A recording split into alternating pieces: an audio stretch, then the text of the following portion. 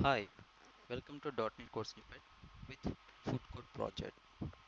In this video, I'm going to show you how to create auto-generated ID. And this auto-generated ID is common code for entire project.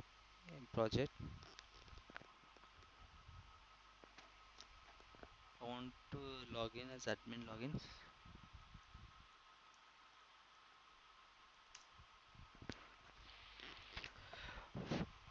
Here, I want in this video I'm going to show you how to display this ID for automatically for all the forms. Food item code. Here item ID is generating automatically and the stock ID is generating automatically. In this video I'm going to show you how this ID is getting automatically. This is the code whatever I explaining is common for entire form. Before that, this food item type master table we have to create in database. Here I already created a database table, but I want to show you.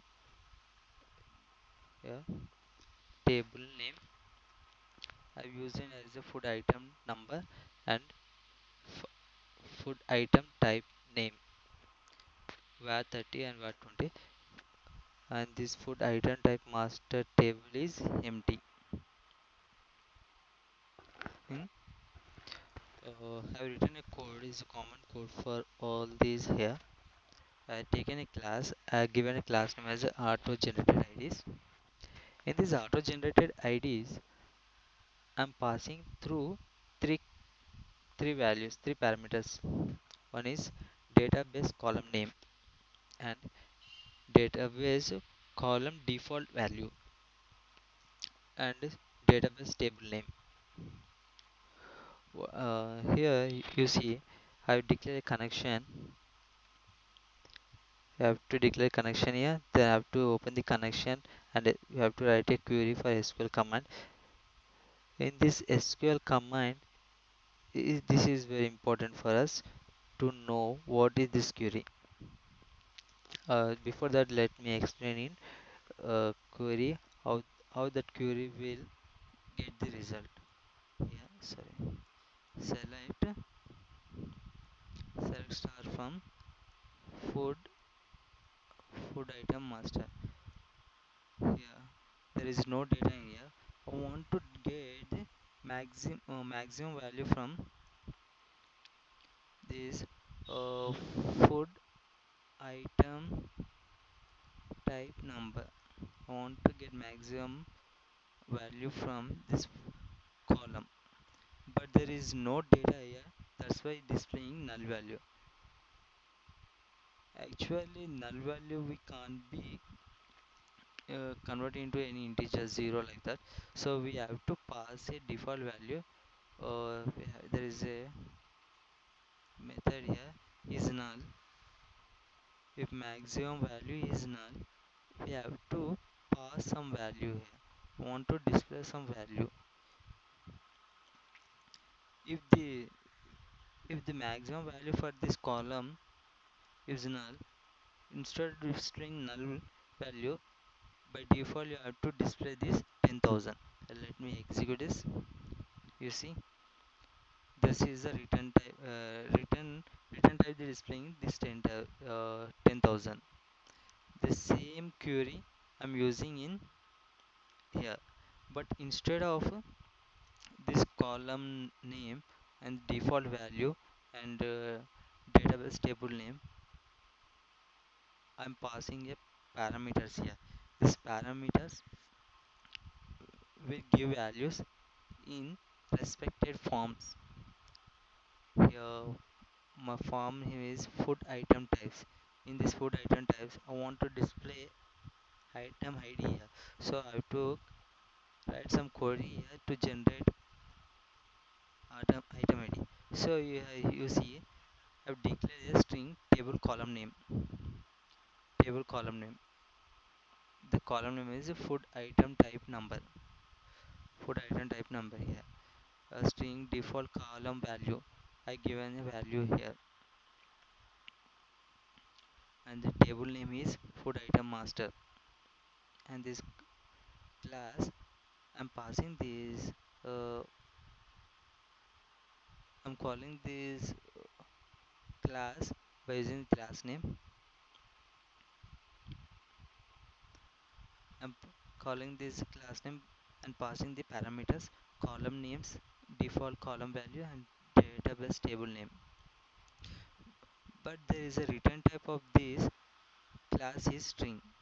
It will display the value of this default column value. If there is a null value, it display this value, and this string id is the default value. For we need to add, we have to increment that value, so we need to separate this uh, whatever characters are we before number, we have to separate that characters and numbers by using array. We have, there is a method is split, and that value will be stored in string array, and the separate id scp id contain the two values. In that 0 scp id 0 contain this value, and scp id 1 contain and this value. We have to display that we have to get catch that value, and we have to increment that value. That's why written I plus plus. And this item code is nothing but this default, whatever default id is that we are using, because we need to, whatever we incrementing the number, we have to add to this code. For that we are using this item code, and we can display that txt football item number. There's nothing but is the, this text box. Let me see practically.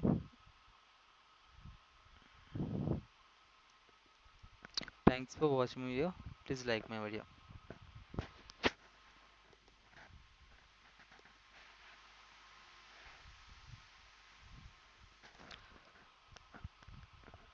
This code is common for all forms.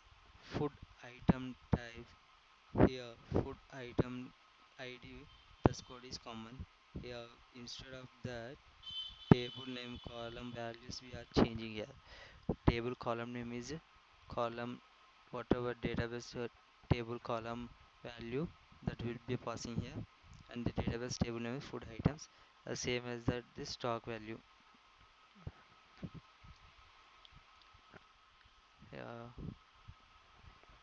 Table column name is stock id, default column is we are passing this.